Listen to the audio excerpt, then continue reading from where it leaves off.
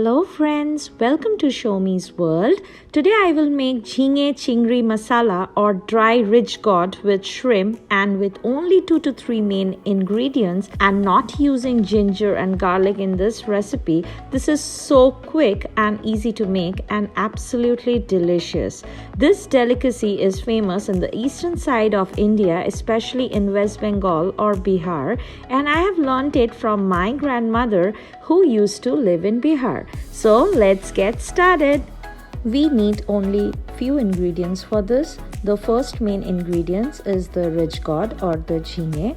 I'm using here 2 of them. 1 chopped onion, 2 green chilies, 3 dry red chili, 1 bay leaf, whole cumin 1 tablespoon, turmeric powder 1 tablespoon, mustard oil 5 tablespoon, 1 tablespoon of ghee and salt to taste. I am going to quickly show you how I have cut the jhinge or the rich gourd.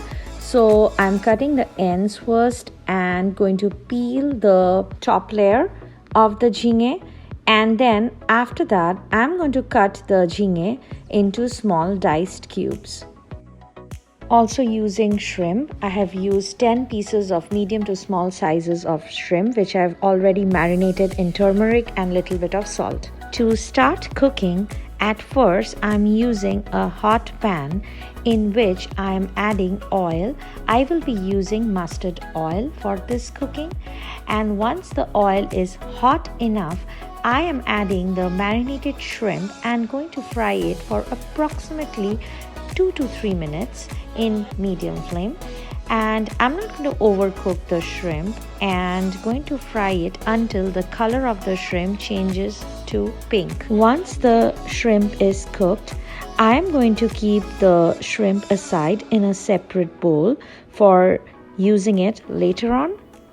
Using the same oil to do the entire cooking, so I'm adding the red chilies, green chilies, bay leaf and the whole cumin into the oil and going to saute it for some time.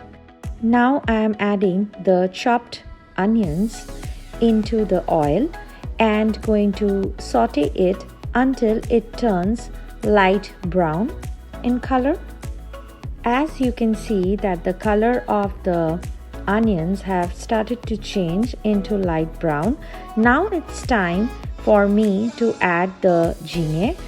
So adding the jhinge or the rich gourd into the fried onions, and now it's time to cook the jhinge completely with the masalas and the onions well until it's soft and mushy. I am also going to add the turmeric powder and going to stir fry the jhinge with it. Note that now when you're adding the salt, the jhinge, the quantity of the jhinge is going to decrease. So please, while adding the salt, take a note of that the quantity is going to decrease later on.